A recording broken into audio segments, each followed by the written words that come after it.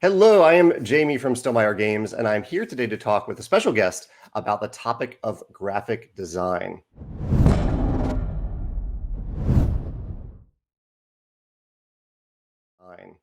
Why don't you introduce yourself, and then I said this the other way, and before we started recording, but why don't you introduce yourself, and then I'll talk about what we're going to discuss today.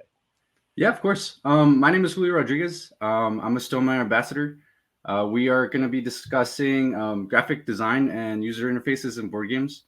It should be pretty neat. It's a topic that I think melds a lot with a lot of other topics and the art and the design and bringing all that together.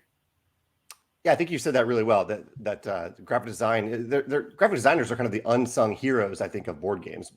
Board games would not exist without graphic designers melding that art, melding the mechanisms into something that is usable for players to play with, to learn from the rule book, for manufacturers to accurately print the files. There's a lot of stuff that goes on under the surface. I don't think we'll go into that today, but we'll be talking about a lot of like the surface level graphic design today, but there's a lot more that graphic designers do beneath the surface as well.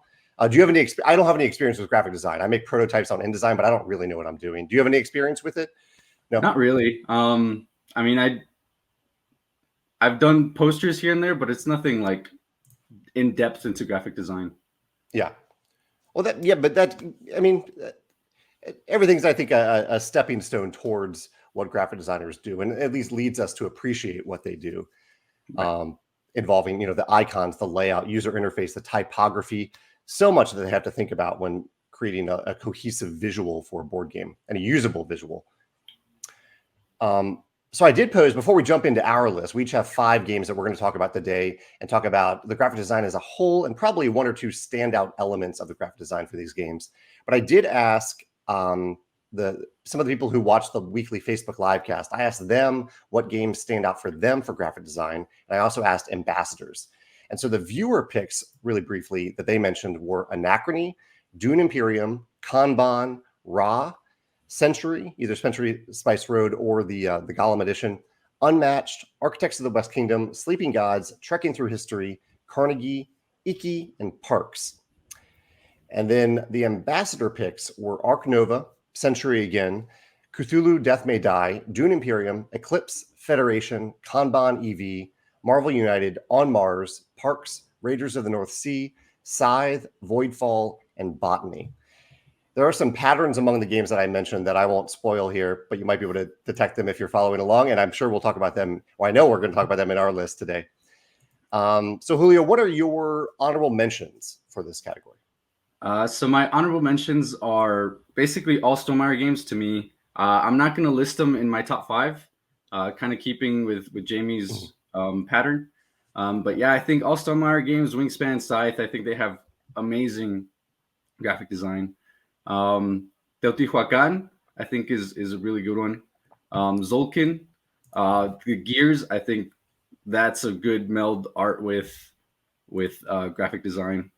Viscounts of the West Kingdom, that one to me is interesting because of the way the castle builds up. Root, I think it's good, but I think there's a lot of other things that kind of push it away from my top 5.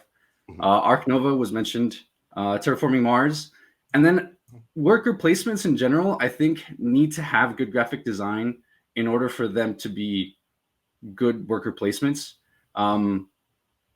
Yeah, it's super vague, but yeah, I think you need to be able to show what the people are getting in order to convey that. So yeah, all worker placements.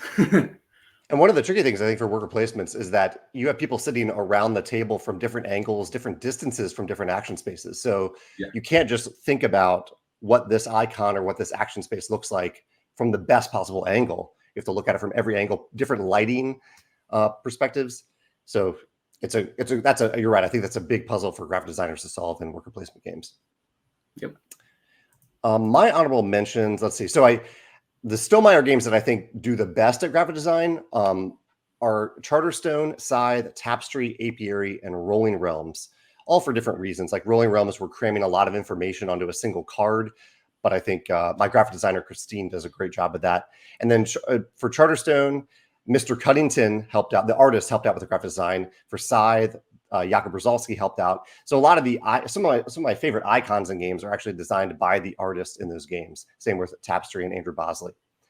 And then my non-Stonemaier honorable mentions are Stone Spine Architects, Dice Throne, Tzolkin, Architects of the West Kingdom. That's a parallel with one that you mentioned, Viscounts, where I think Garp Hill games consistently have really nice, clean graphic design. Agreed. Terra Mystica, On Tour. I almost put On Tour on this list because I wanted to talk about how the Allplay, the company that makes On Tour, they have really nice, concise rule books. Oftentimes, they're just a single page front and back, which I think is an incredible feat of layout and rulebook writing. Arc Nova, really nice, clean design. Dune Imperium, Bullet, and Great Western Trail is one that I played recently after not playing any Great Western Trail. Well, I played Great Western Trail in New Zealand after not playing anyone for a while. There's a lot of icons in that game, but they do a pretty good job of explaining how the game works, even for someone who hasn't played it for a while. Agreed. All right, let's dive deep here into our top 5. Why don't you start out with your number 5 pick? Okay, category? So my number 5, it was mentioned. I don't know if it was just the general player list, but it's Eclipse, specifically Second Dawn. I haven't played the first version, but what I wanted to talk about, and the graphic designer for this one, and I'm sorry, I might mispronounce this, is Jared Kassanen. And what I want to talk about this one was the way the player boards are laid out in a way that conveys a lot of different information and key information. You got your population cubes and then all of the different income tracks that have all using one track. I thought that was really, really neat.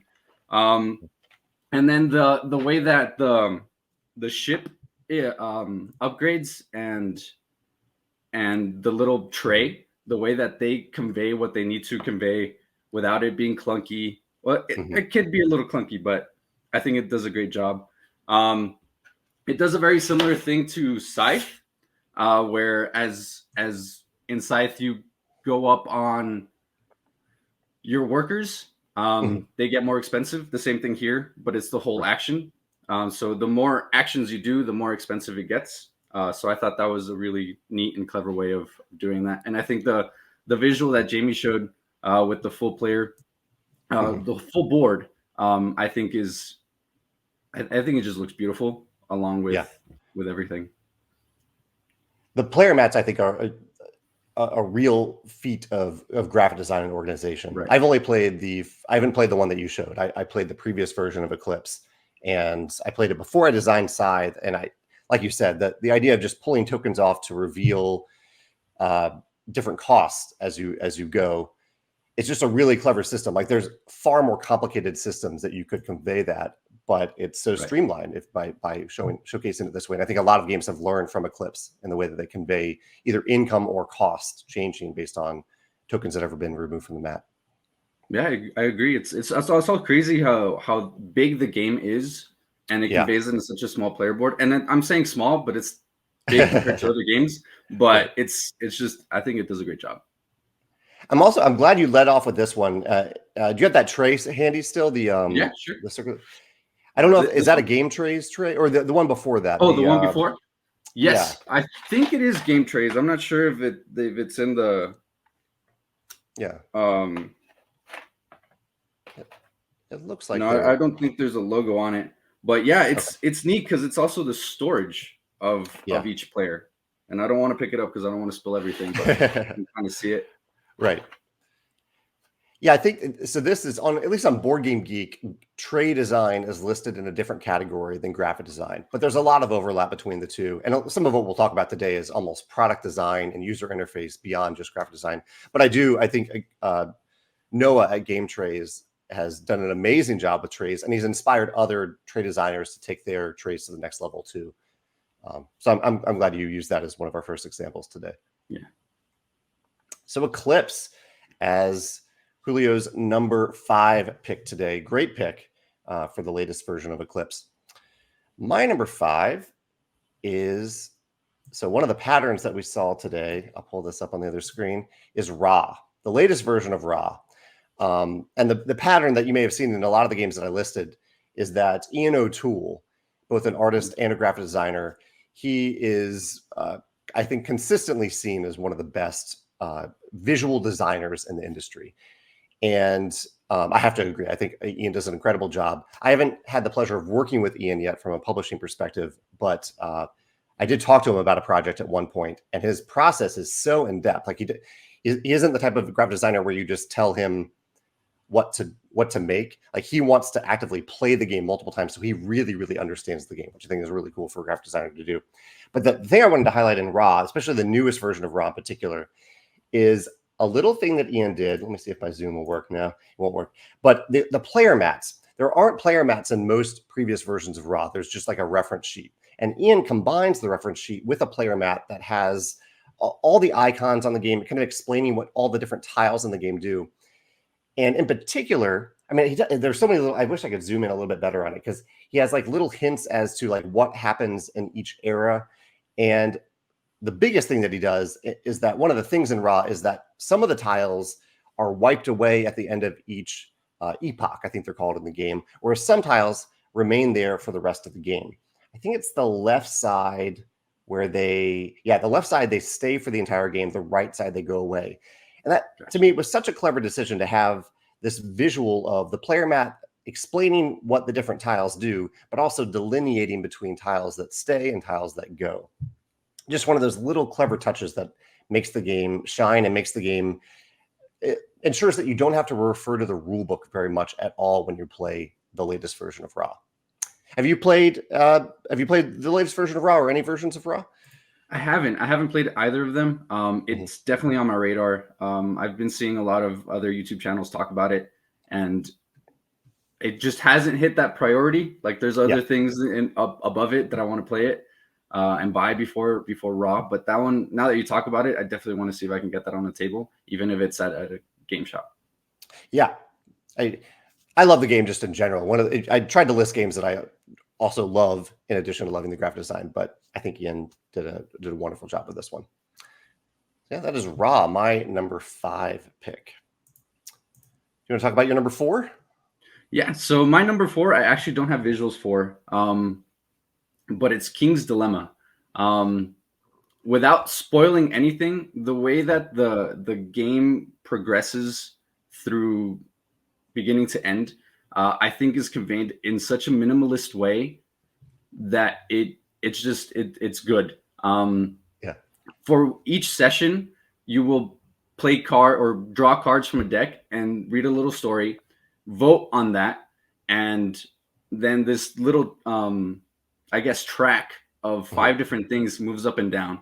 And that track isn't just to weigh things for your player specific character or faction, but it's also for end of game scoring cards, and they're conveyed. It's like a legit copy to the little bonus card.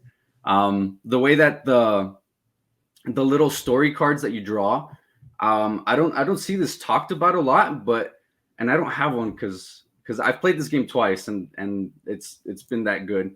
But it has two little icons to show, and there you go. So if you choose the right side icon, you turn the card vertically to read that story on the half, and if you choose the bottom icon, you turn the card, I guess, horizontally, and so then you read that side, because on the other side of the card you get upside down text depending on which choice the players work for. I thought that was a super clever way of showing that and conveying that information. But yeah, to me, this one, minimalist graphic design.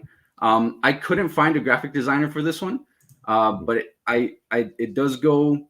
The designers are, I'm also gonna probably not pronounce this correctly, Jalmar Hawk and Lorenzo Silva.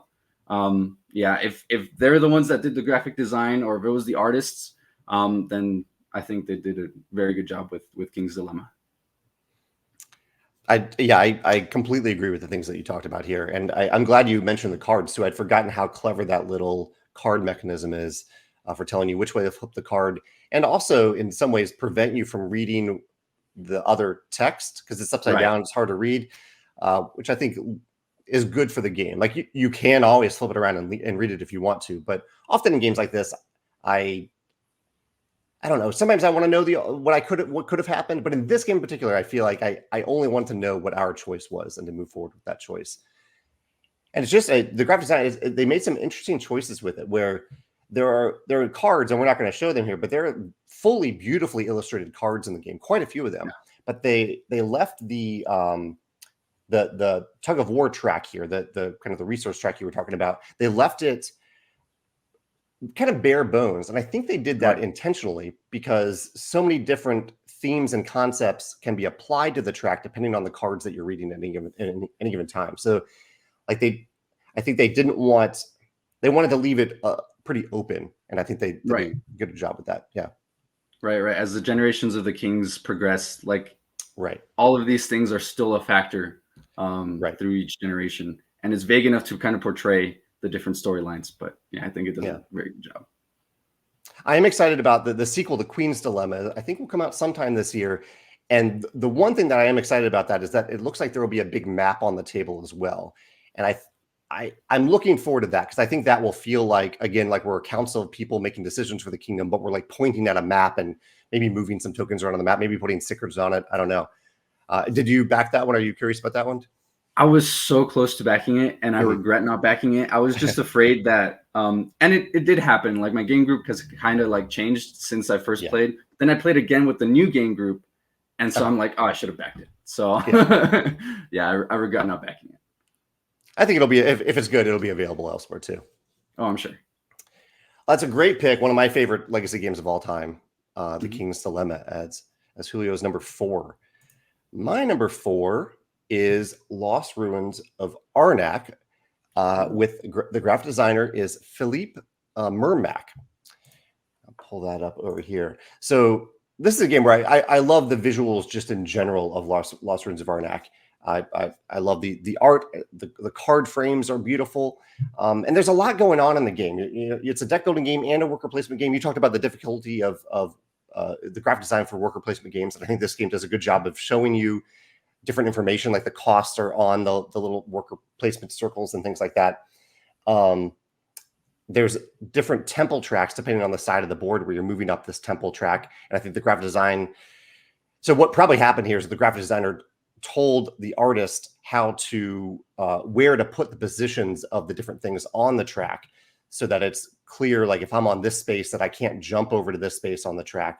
All these little details that I think went into making the game work so well, including, in fact, I just noticed this, when you have a new location, a monster goes on, or a guardian goes on top of that location, and even like the shape of the tiles are a little different than just regular square or hex-shaped tiles to convey that when a monster is on a tile, that you can see some of the information on the tile below, but not all of the information. Not all of it, yeah.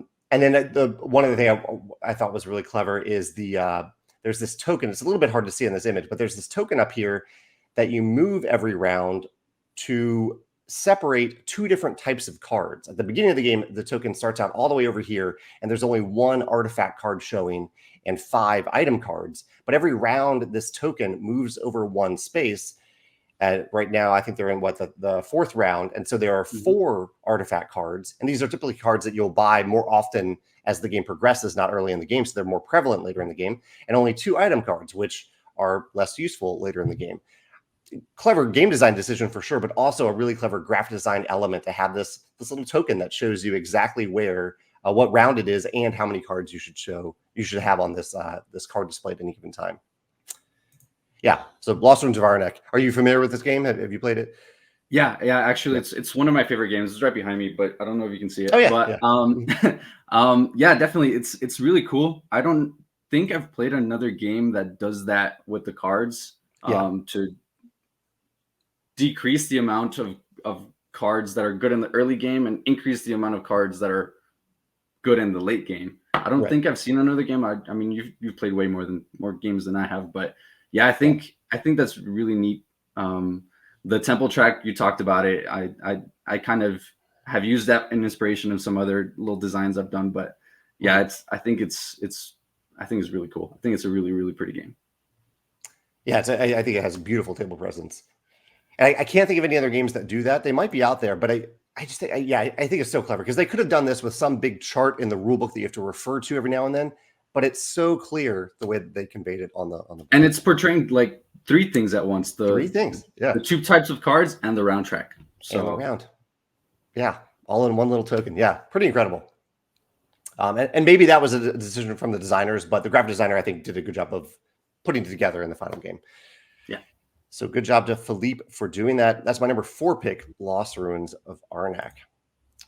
What is your number 3 pick?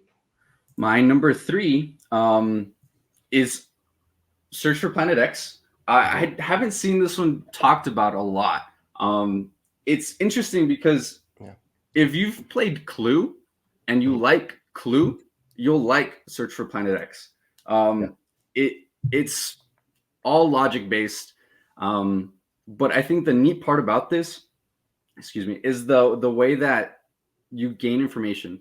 It's an app assisted game, and I guess I'll mention the graphic designers now. So Jason Kingsley, Tyler Siegel, and John Schulters.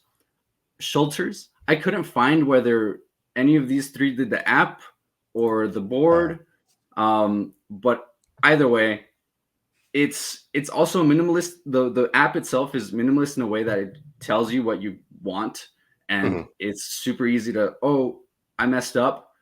I was thinking I was going to choose these, but the app reminded me that it has to be this, right? So nice.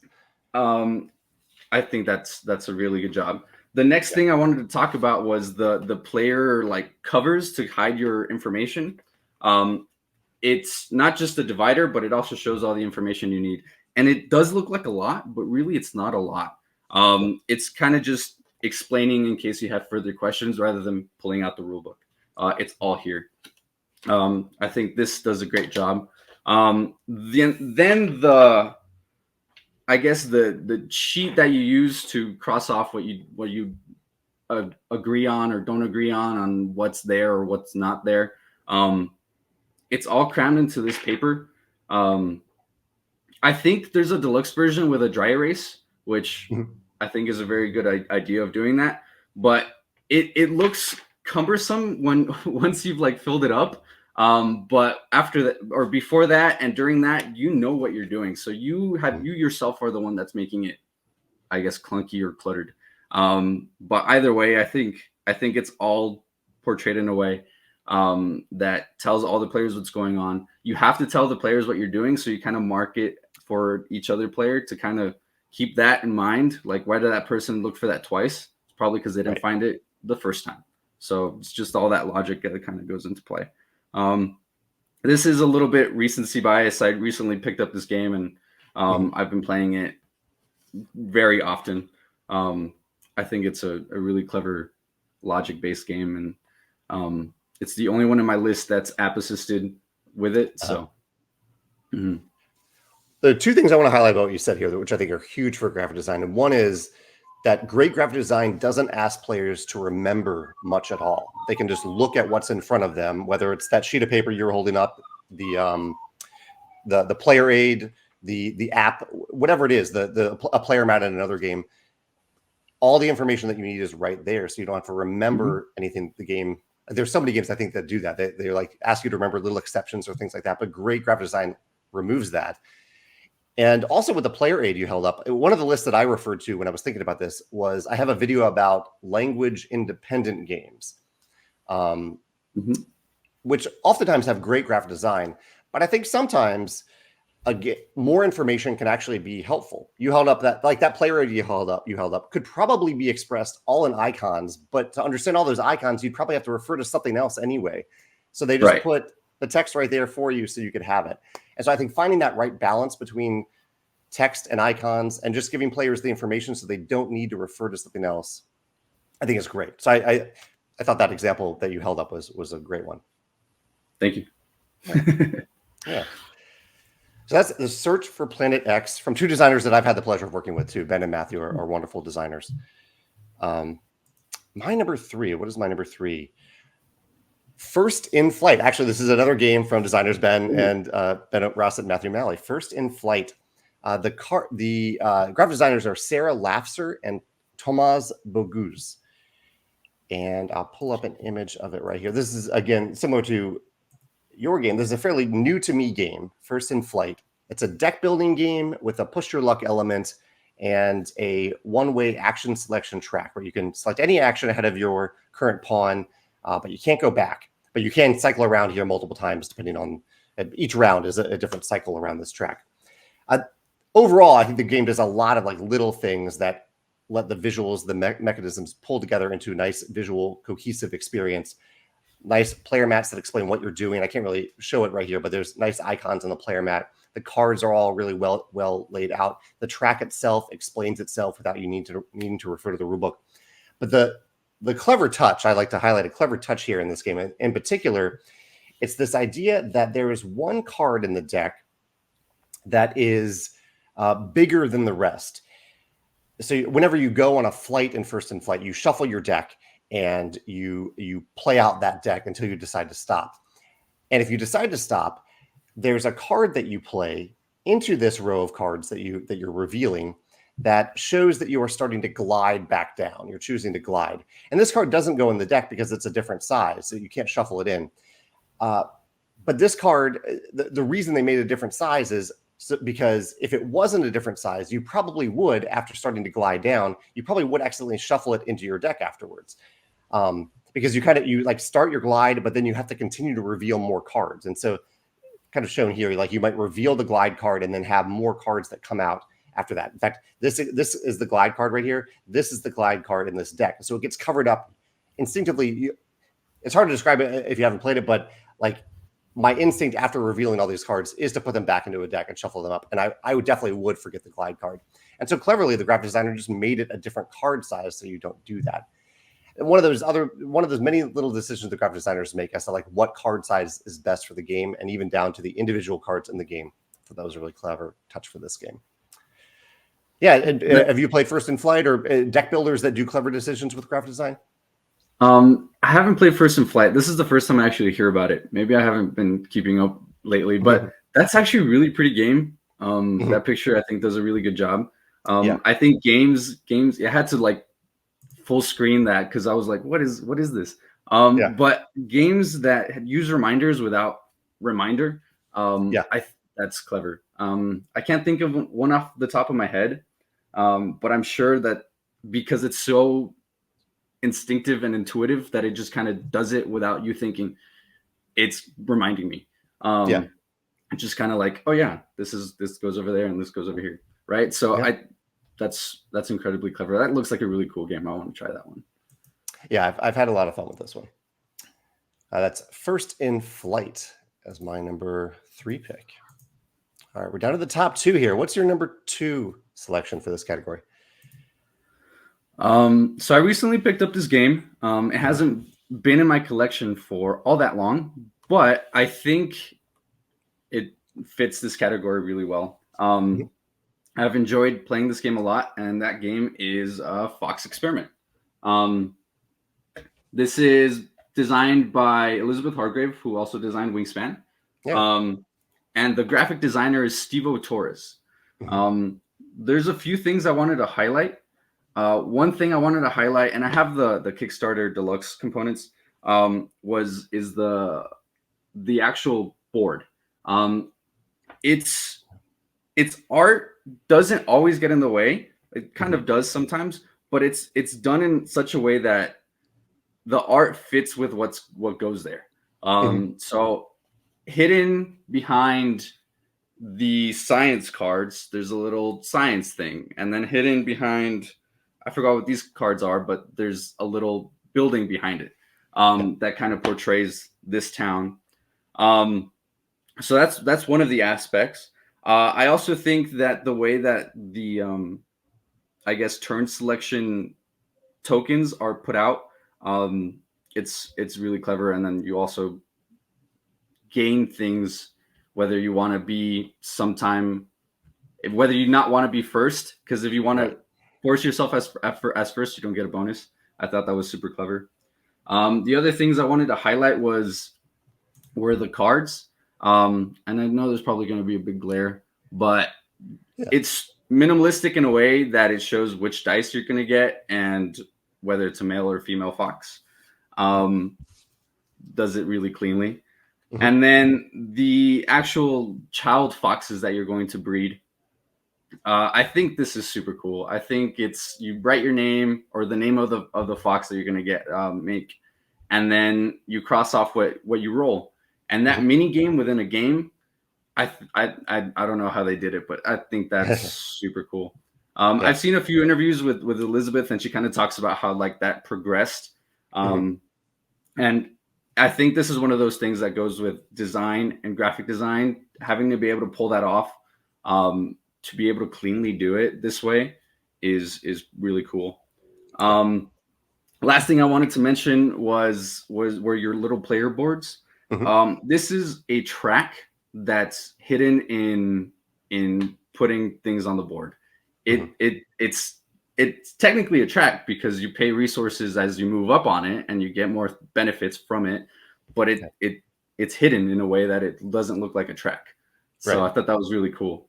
I think the melding of design, graphic design, and art in Fox Experiment is beautiful. This is one of those games that I taught to my father-in-law, who doesn't play board games at all. But he's a teacher, and he teaches anatomy and physiology. So along with, genes and stuff go with all this. And so I thought he would get a kick out of it. And he actually ended up catching on really quick, and he enjoyed it. So I think that all goes with design, graphic design, and the art just kind of brings it all together. And I think this game does an amazing job at it. Well, it's a great example at the end too, that a game with great graphic design can make or break the experience for a newer player, or anyone who's new to any game really, but especially someone who's maybe a little bit newer to gaming. Make a huge difference. I'm glad you mentioned the icons, and I'll pull up this image again because all of the icons in the Fox Experiment are dual coded, so they have a color and a unique shape. So for anyone who's colorblind friendly, they can focus on the shape, whereas people who aren't colorblind friendly can focus on either the shape or the color. I think that's a great thing in graphic design.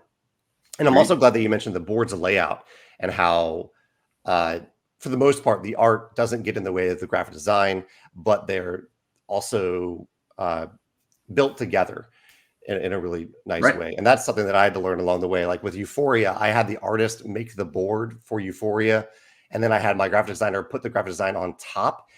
And it's one of the reasons that Euphoria, I think, is the most difficult Stonemaier game to teach, because she had to work around the art instead of the graphic designer telling the artist, I need this to go here. It makes most sense for this to go here. Something I learned the hard way early on. Yeah. One other thing that I wanted to touch on that I forgot were, I think you brought it up really, really good. The color and the color blindness. I think I'm not colorblind, so I can't really speak to it. I do think that this game does a good job at it. But the deluxe components, I think, reverse it, because they're all very similar tokens, whereas the shapes don't really portray what's going on. But yeah, no, I think the regular wooden components do what it should do. So okay. Well, that's too bad, but at least they give it a pretty good shot, a pretty good effort with the icons. Yeah. And then with the whole art thing that you were talking about, Wingspan does it too. The background of the player trays also portray like the habitat that it's in. Yes, and that's beautiful. It's beautiful. And that was I learned my lesson that way. And for that one, I talked to my graphic designer first, and she said this is where everything needs to go. And the artist Beth Sobel did the original background for it, and she was able to match with the graphic design really well. Cool.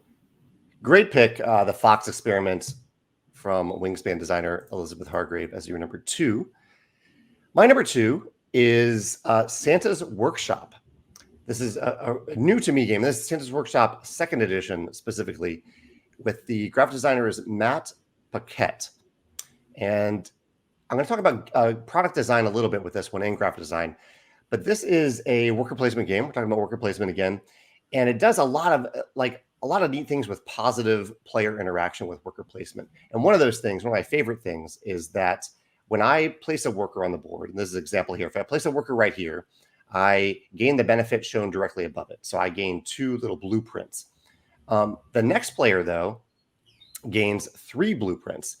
They've kind of joined the assembly line. They're getting more stuff. But in doing so, and that's this little icon, it's a little bit hard to see, but there's a little handshake icon and an arrow pointing left. And that's saying that every player to the left of you gets a bonus because I placed a worker here.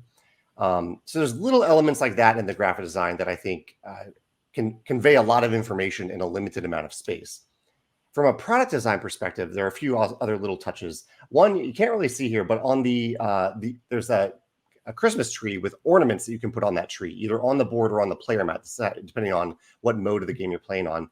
And the ornaments have a foil finish on them, so they feel like actual Christmas ornaments with, like foil, metallic Christmas bulbs that you put on a Christmas tree. And in addition to that, this is something I didn't even notice the first time I played, but the different tokens in the game that represent cloth and wood, and I think there's like a metal token. They're all cardboard, but they each have a different finish to them that makes them feel a little bit like the thing that they represent. Like the wood has kind of a varnished feel to it. The cloth is a matte finish.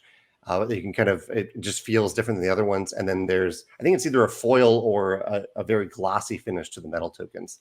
So I really like with every individual component in the game, even with just using cardboard components, they tried to remind you what that thing is representing in real life. So yeah, that's Santa's Workshop 2nd edition as my pick here.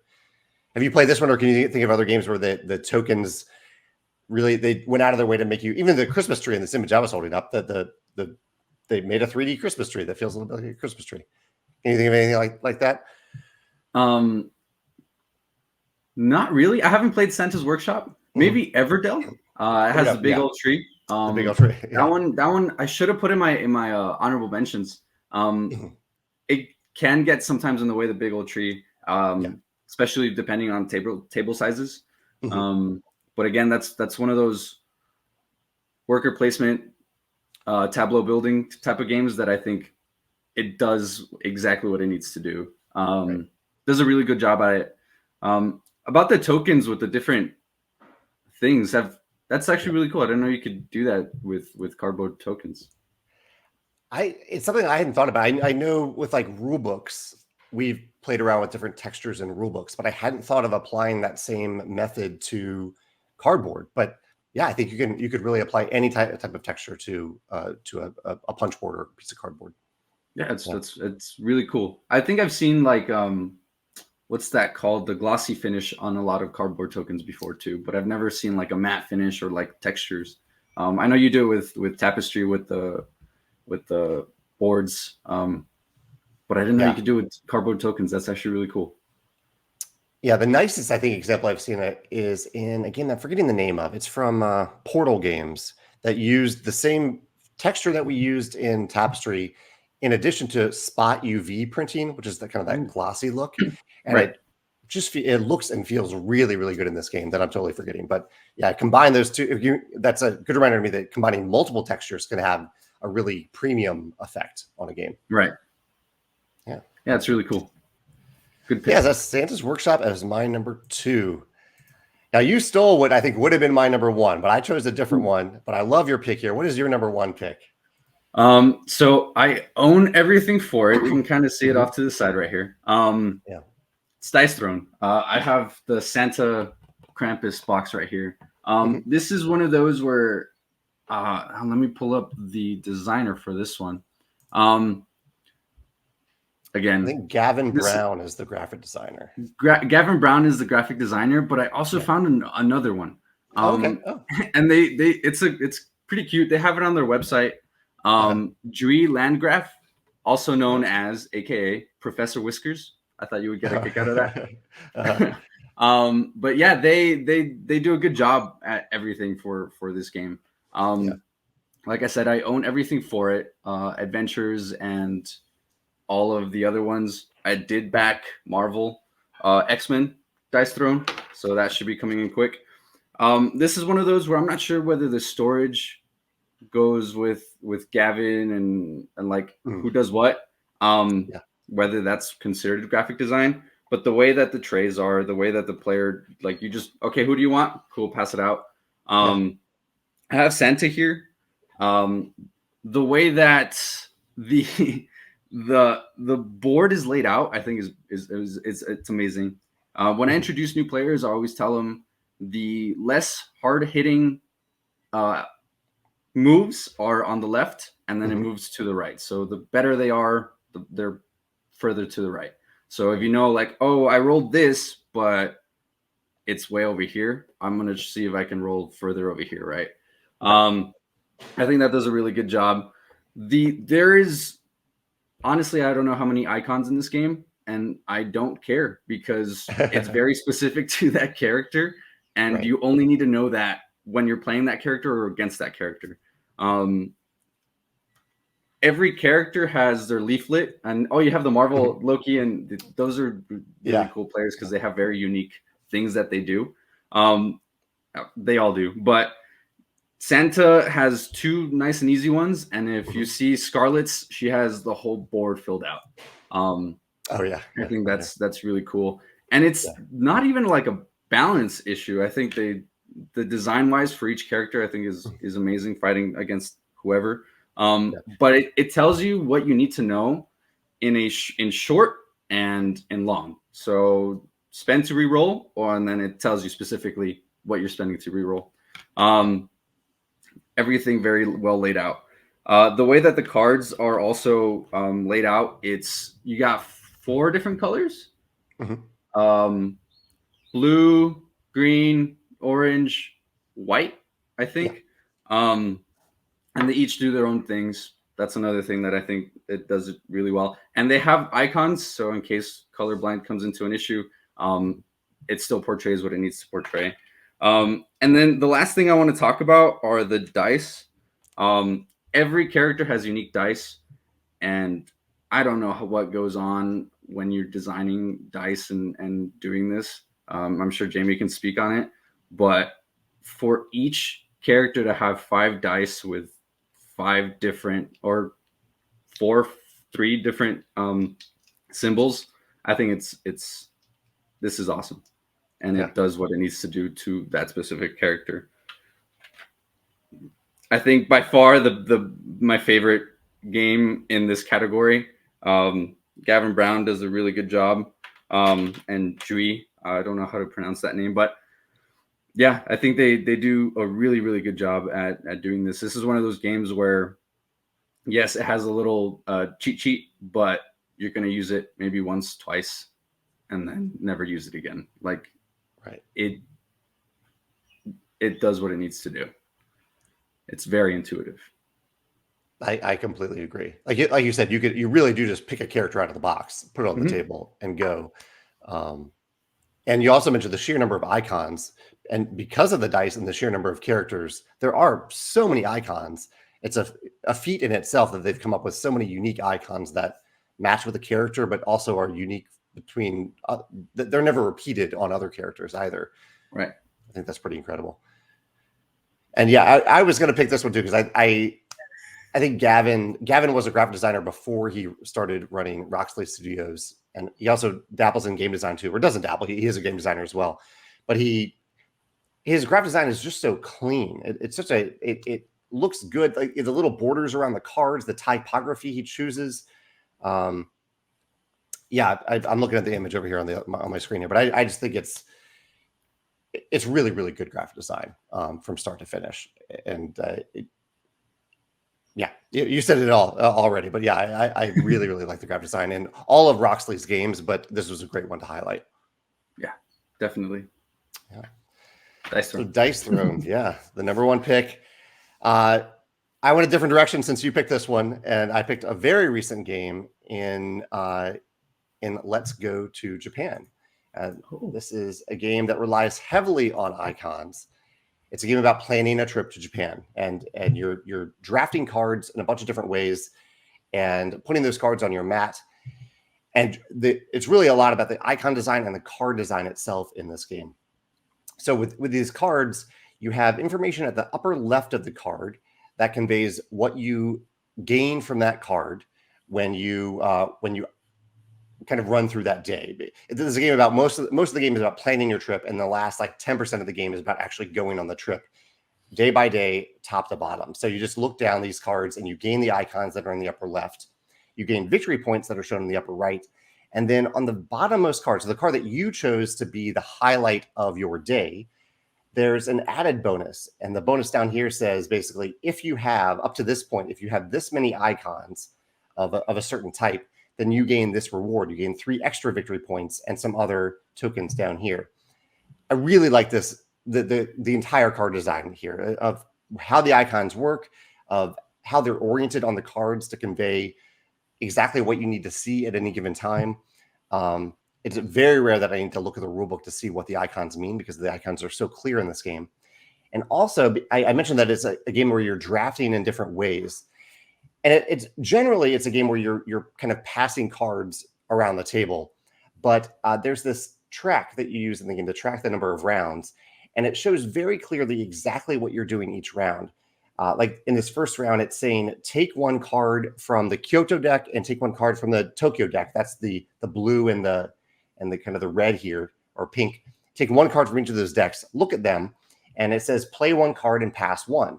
So there's absolutely nothing to remember here. It's telling you exactly what cards to take and exactly what to do with those cards in both icons and text. And you place the cards actually on. So if I'm passing to the left, which this player mat also tells you, you're putting it on the player mat of the player to your left, putting it right here. So they're not holding it somewhere. They don't need to look at it yet. They keep it on this part of the mat. I just think the icons, the card layout, and this just small little board that tells you exactly what to do from one round to the next creates a really nice cohesive experience in Let's Go to Japan. Yeah. So yeah, that's my number 1 pick. That's actually a really pretty game. I've seen a lot of pictures posted on Reddit about it. I haven't played it. I don't know if it's hard to get yet. I'm gonna see if I can get it because it does look like really up my alley. I really like this pick. I'm sorry that I stole Dice Throne, but this is really pretty. I like the way that you just design, or the way you explained it. I think that's really good. The left to right, top to bottom, right? Right. Exactly. That's simple. Yeah. And it's just also really pretty game. That little track, is that for is this what the picture you're showing? Is this a player board or is this the main board? I should have mentioned that. Yeah. So this is a deluxe player mat. In the version I have, it's cardboard. But yeah, so this is the player mat, but there's just one of these for the game. All players share a single board that I think in some games would have been like a giant board, but it doesn't need to be that big. So it makes most of the table space is taken up by your big player boards. Yeah, that's really cool. That's really cool. I forgot to mention the graphic designer's name. Her name is Bridget Indelicato, and I think she did an amazing job with it. Yeah, very pretty game. Congrats. Yeah. So this was a lot of fun to talk about. I love hearing these little details. It's often, it's the big picture, it's the little things, and you picked some amazing games and examples today to share. And I'm glad we had the chance to highlight graphic designers because usually their name is hidden somewhere in the rule book, maybe on the back of the box. But without graphic designers, I don't think most games would not be playable without graphic designers. So I'm so grateful for the hard work that they do to make these games an amazing experience on our tabletops. So thank you so much for joining me for the conversation today. Do you have any closing thoughts, anything to add before we sign off? No, I think I did have some questions for you, but you answered them throughout the video. So okay. Oh, awesome. Yeah. Thank you very much for having me. Yeah, thank you, Julio. And if anyone has any thoughts about games that they think have great graphic design, or even little details in games, little graphic design details that you want to mention that enhance your user experience for games, mention them in the comments below. I'd love to hear them. All right. Take care. Thank you. Thank you.